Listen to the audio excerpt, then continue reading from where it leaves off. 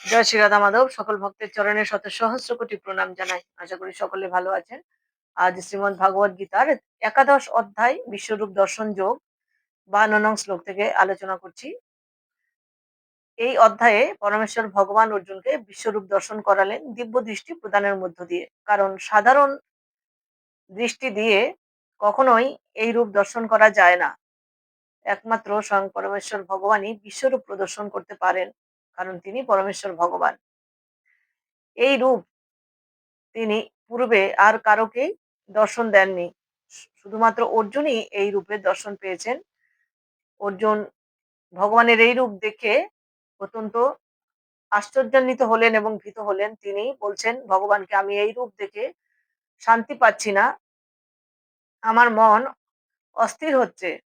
তাই আমি তোমার ওই আদি রূপ শঙ্খচক্র গদা পদ্মধারী নারায়ণ রূপেই তোমাকে আমি দেখতে চাই, এবং দ্বিভুজ শ্যাম সুন্দর রূপেই আমি তোমাকে দেখে প্রীত হতে চাই। অর্জুনের কথা মতো ভগবান শ্রীকৃষ্ণ অর্জুনকে প্রথমে শঙ্খচক্র গদাপদ্ম রূপ দর্শন করালেন, এবং এরপরে দ্বিভুজ শ্যাম সুন্দর রূপে তিনি আবির্ভূত হলেন। অর্জুন বললেন, এখন আমি শান্তি পাচ্ছি এবং আমি প্রকৃতিস্থ হলাম। অর্জুন এই কথা বলে ভগবানকে প্রণাম করলেন। এরপর শ্রী ভগবান উবাচ, শুরু করছি 52 নং শ্লোক শ্রী ভগবানের মুখ নিঃসৃত বাণী দিয়ে। শ্রী ভগবান উবাচ, ভগবান বললেন, সদুদর্শমিদং রূপং দৃষ্টবানসে জন্মং দেবা পার্শ্বরূপস্য নিত্যং দর্শন কাঙ্ক্ষিণ। পরমেশ্বর ভগবান বললেন, তুমি যে আমার রূপ এখন দেখছো তা অত্যন্ত দুর্লভ। দেবতারাও সর্বদা এই রূপের দর্শনাকাঙ্ক্ষী, অর্থাৎ দেবতারাও এই রূপটি দেখতে চায়। ভগবান শ্রীকৃষ্ণ তার বিশ্বরূপ প্রকাশ করার পর অর্জুনকে বললেন, তার সেই রূপ বহু পুণ্য কর্ম যজ্ঞাদির দ্বারা দর্শন করা সম্ভব। এখানে সুদর্শন কথাটির মাধ্যমে বোঝানো হচ্ছে শ্রীকৃষ্ণের দ্বিভুজ রূপটি আরো গোপনীয়। ভক্তির সংযোগ না থাকলে কোনো মতেই তা সম্ভব নয়। কিন্তু এই বিশ্বরূপেরও ঊর্ধ্বে শ্রীকৃষ্ণের দ্বিভুজ শ্যাম সুন্দরের রূপ দর্শন করা ব্রহ্মা শিবাদি দেবতাদের পক্ষেও অসম্ভব। তারাও এই রূপ দর্শন করতে পারে না। তারাও তাকে দর্শন করতে চান। শ্রীমদ্ ভাগবত গীতাতে তাই বলা হয়েছে, তিনি যখন তার মাতা দেবকীর গর্ভে অবস্থান করেছিলেন, তখন ভগবানের বিস্ময়কর লীলা দর্শন করার জন্য স্বর্গের সমস্ত দেবদেবীরা সেখানে এসে উপস্থিত হয়েছিল। অর্থাৎ বসুদেব দেবকী যে কারাগারে আবদ্ধ ছিলেন, কংসের কারাগারে, ভগবান শ্রীকৃষ্ণ যখন দৈবকীর গর্ভে প্রবেশ করেছিলেন, সেই সময় তাকে দেখতে স্বর্গ থেকে দেবদেবতারা নেমে আসতেন। দৈবকী স্বপ্নে সেটা অনুভব করতে পারতেন এবং বসুদেবকে তা বলেছিলেন। আমি দেখছি, দেবকী বলছেন, আমি দেখছি স্বর্গের বিভিন্ন দেবদেবতারা, তারা যেন এখানে এসেছে আমার গর্ভের ভেতরে প্রবেশ করে গর্ভস্থ সন্তানের সাথে যেন তারা বাক্যালাপ করছেন, তার স্তুতি করছেন। আবার দেখছি এই কারাগারের মধ্যেও বিভিন্ন দেবদেবতার আগমন, তারা যেন ভগবানের স্তুতি করছেন। অর্থাৎ দৈবকীও স্বচক্ষে তাদেরকে দেখতে পায়নি, তিনি স্বপ্নে দেখেছিলেন। তাই বলা যায় ভগবান শ্রীকৃষ্ণ যখন এই পৃথিবীতে আবির্ভূত হয়েছিলেন দৈবকীর গর্ভে, তখন গর্ভস্থ অবস্থা থেকেই সমস্ত দেবদেবতারা তার সাথে দেখা করতে আসতেন এবং ভগবানের স্তুতি করতেন। ভগবানের উদ্দেশ্যে তারা স্তুতি নিবেদন করতেন, কিন্তু কখনো তারা তাদের সম্মুখে দৃশ্যমান হননি। ভগবানকে লাভ করার জন্য সর্বদাই তারা প্রতীক্ষা করতেন। তারা স্তুতি করলেও ভগবান তাদের সামনে দ্বিভুজ রূপে আবির্ভূত হননি। ভগবদ গীতায় বলা হয়েছে, অবজানন্তি মাং মোরা মানসিং তনুমাশ্রিতম। যারা তাকে অবজ্ঞা করে তিনি সেই সমস্ত মূঢ় ব্যক্তিদের দৃষ্টিগোচর হন না। অর্থাৎ ভগবানকে যারা অবজ্ঞা করেন তারা কখনোই ভগবানের কৃপা লাভ করতে পারেন না। শ্রীকৃষ্ণের দেহ সম্পূর্ণরূপে চিন্ময়, আনন্দময় এবং নিত্য। একমাত্র ভক্তি ও ভালোবাসার মধ্য দিয়ে ভগবানের কৃপা লাভ করা যায়। ভক্তি ও ভালোবাসার মিশ্রিত ভক্তের নৈবেদ্যই একমাত্র ভগবান গ্রহণ করেন। শুধুমাত্র যদি ভক্তি মিশ্রিত করে একটি তুলসী পত্র ভগবানের চরণে অর্পণ করা যায়, তাহলে ভগবান প্রীতি সহকারে সেটি গ্রহণ করেন। আমি ভগবদ গীতার পূর্ববর্তী অধ্যায় এই অধ্যায়ের পূর্ববর্তী শ্লোকে বর্ণনা করেছিলাম। ভগবান শুধুমাত্র ভক্তের ভক্তি এবং প্রীতি গ্রহণ করেন। ভক্তি প্রীতি সহকারে অর্পিত নৈবেদ্যই তিনি প্রীতি সহকারে গ্রহণ করেন এবং ভক্তকে কৃপা বর্ষণ করেন। শ্রীকৃষ্ণ তার যোগমায়া শক্তির দ্বারা সর্বদাই আবৃত থাকেন। তিনি সকলের কাছে নিজেকে প্রকাশ করেন না, শুদ্ধ ভক্তের কাছেই একমাত্র তিনি নিজেকে প্রকাশ করেন। বৈদিক শাস্ত্রে বলা হয়েছে, যিনি নিজেকে সর্বতোভাবে ভগবানের শ্রীচরণে সমর্পণ করেন তিনিই প্রকৃতপক্ষে ভগবানের স্বরূপকে উপলব্ধি করতে পারেন এবং ভগবানের কৃপা লাভ করতে পারেন। যারা নিরন্তর কৃষ্ণ ভাবনায় মগ্ন থেকে এবং ভক্তিযোগে কৃষ্ণ সেবা করার ফলে সাধকের দিব্য চক্ষু উন্মিলিত হয় এবং দিব্য চক্ষুর দ্বারাই ভগবানের দর্শন লাভ করতে পারেন। স্বর্গের দেবদেবতারাও এই ধরনের দিব্য দর্শন হয়তো অনেক সময় লাভ করতে পারেন না, কারণ ভগবানকে লাভ করতে গেলে দিব্য দৃষ্টির প্রয়োজন হয়। ভক্তি ও ভালোবাসার মধ্য দিয়ে এই দিব্য দৃষ্টি অর্জন করা যায়। নাহং বেদৈন তপস্যা ন দানেন ন চেজ্জয়া শক্য এবং বিধ দ্রষ্টুং দৃষ্টবান ও শিবাং যথা। তুমি তোমার দিব্যচক্ষুর দ্বারা আমার এই রূপ দর্শন করছো।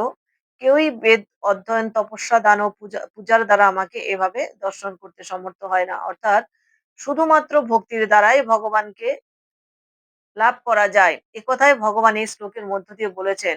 অর্জুন যেহেতু ভগবানের শুদ্ধ ভক্ত, তাই বেদ অধ্যয়ন তপস্যা দান এবং কঠিন তপস্যার কখনোই প্রয়োজন হয়নি। শুধুমাত্র ভগবানকে ভালোবাসার মধ্য দিয়েই অর্জুন ভগবানের কৃপা লাভ করেছিলেন।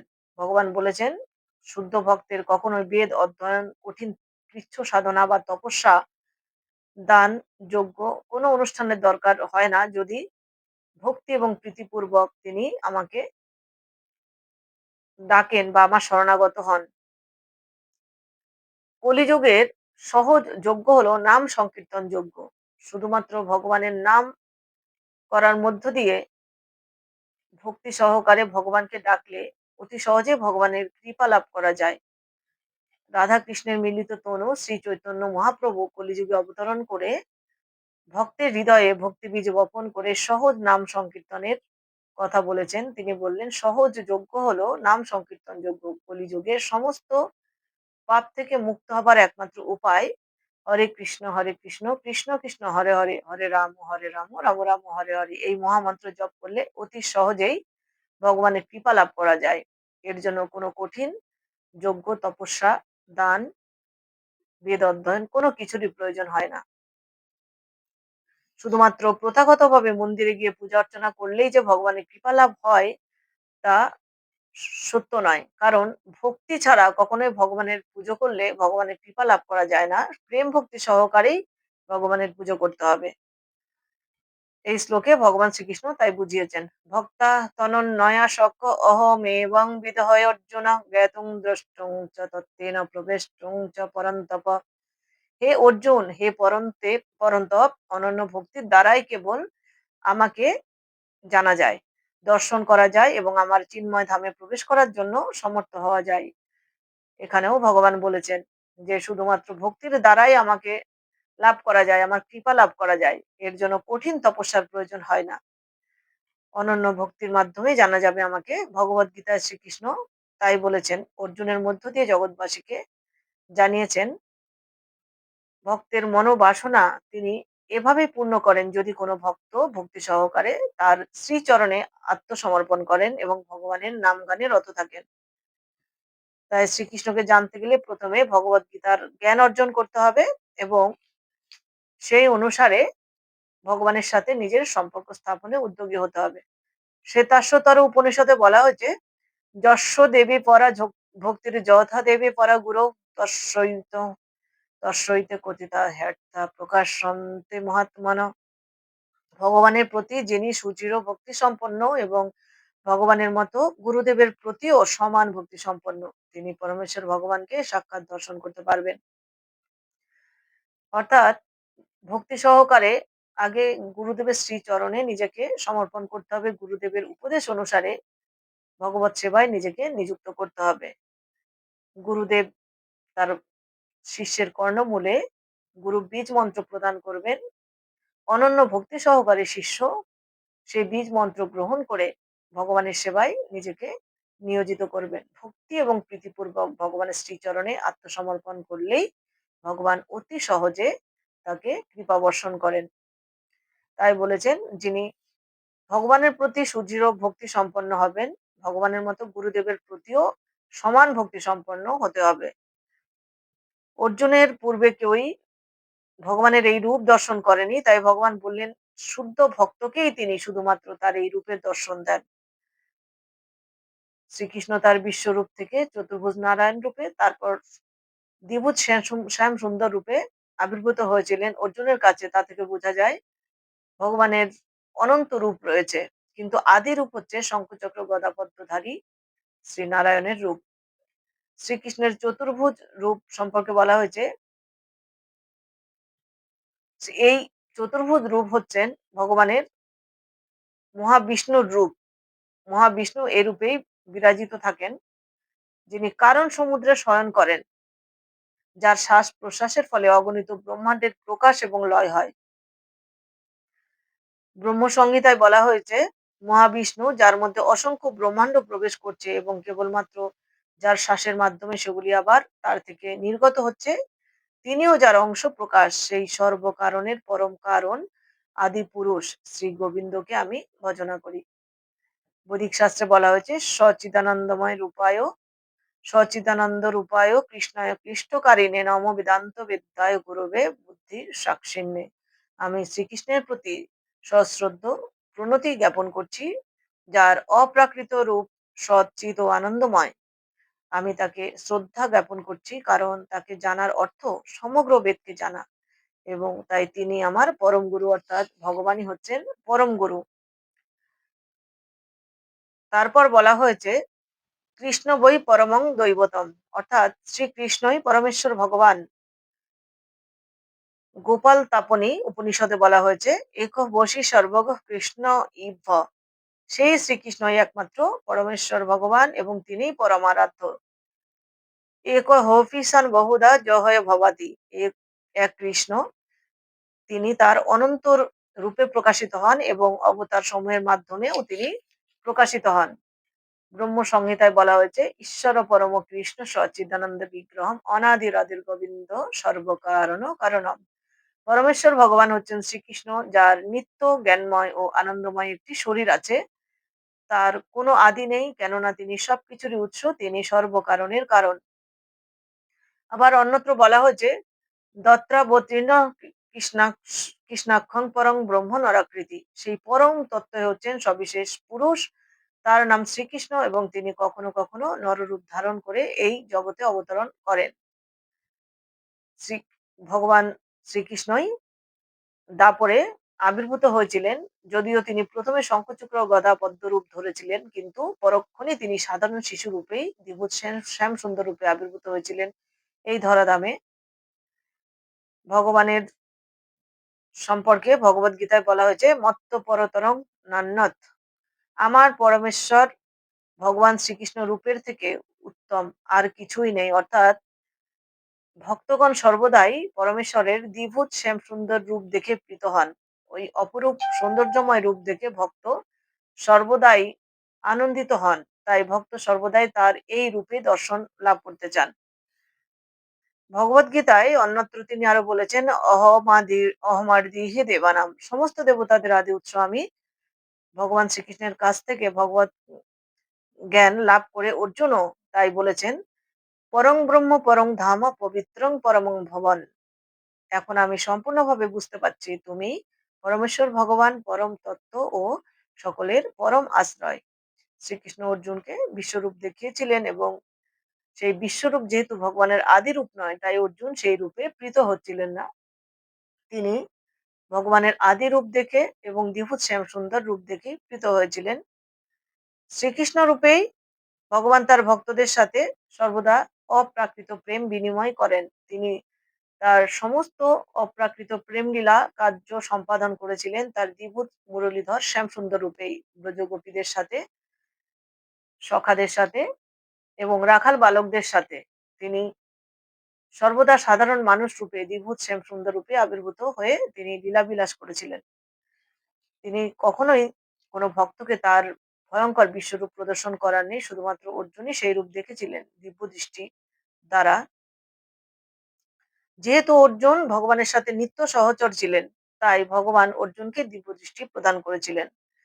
তাই বলা যায় অর্জুনও সমস্ত দৈব গুণে গুণান্বিত ছিলেন বলেই তিনি দিব্য দৃষ্টির অধিকারী হয়েছিলেন এবং ভগবানের বিশ্বরূপ দেখতে সুযোগ পেয়েছিলেন।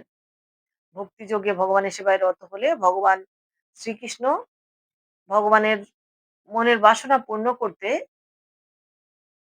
ভক্তের মনের বাসনা পূর্ণ করতে ভক্তের মনে দিব্য আনন্দের অনুভূতি দিতে সর্বদা দ্বিভুজ শ্যাম সুন্দর রূপে আবির্ভূত হন।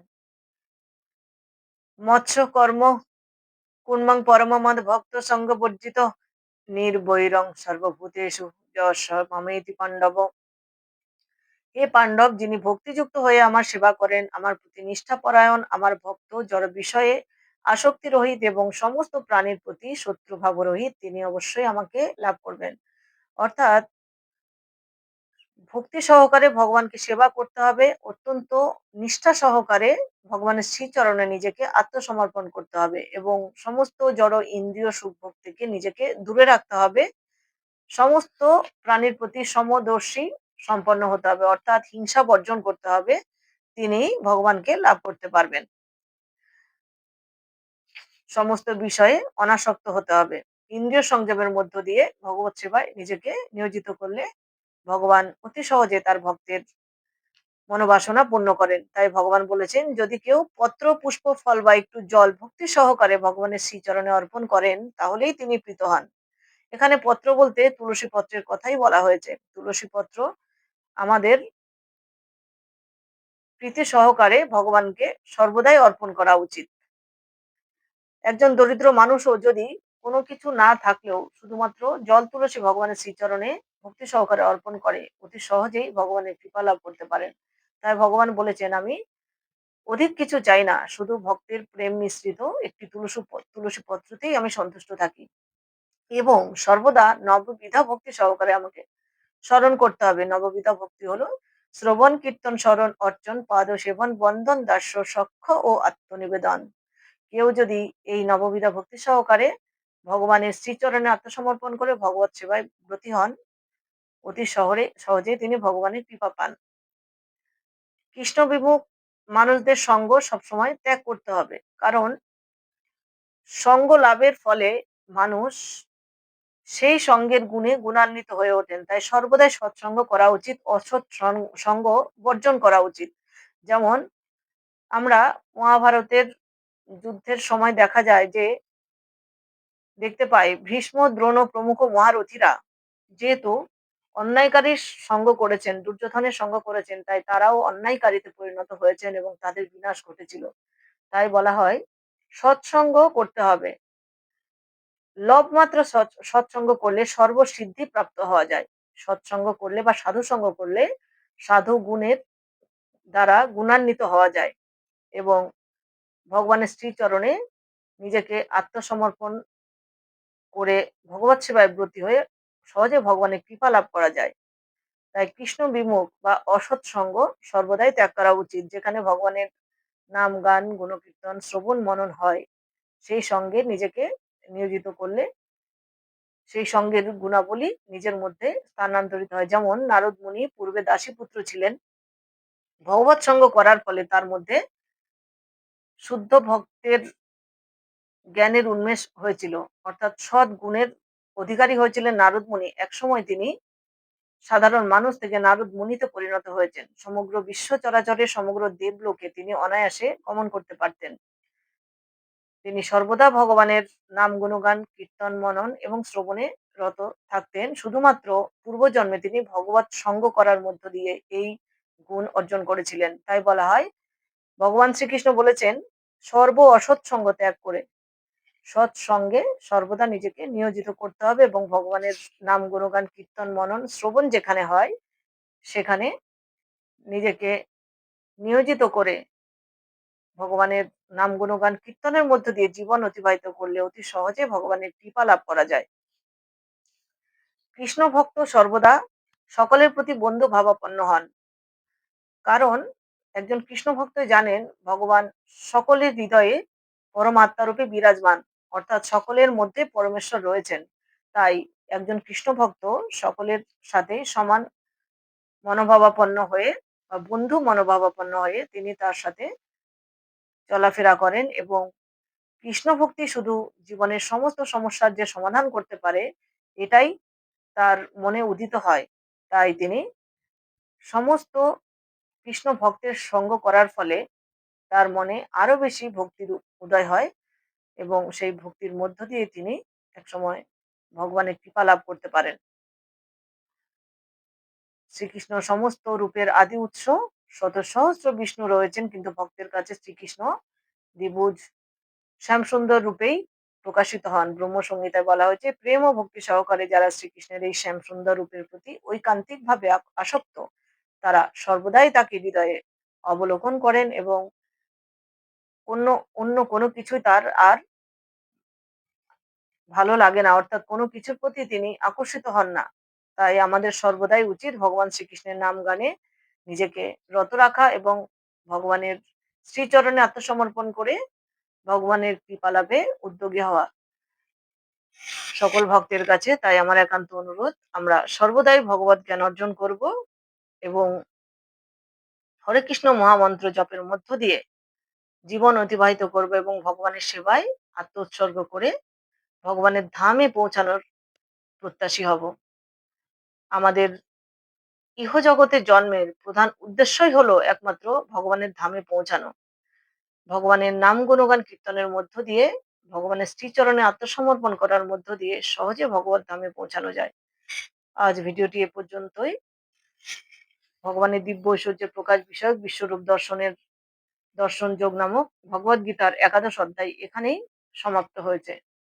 দেখা হবে পরবর্তী ভিডিওতে, পরবর্তী অধ্যায়ে শ্লোক উচ্চারণের মধ্য দিয়ে। সকলে ভালো থাকবেন, সুস্থ থাকবেন।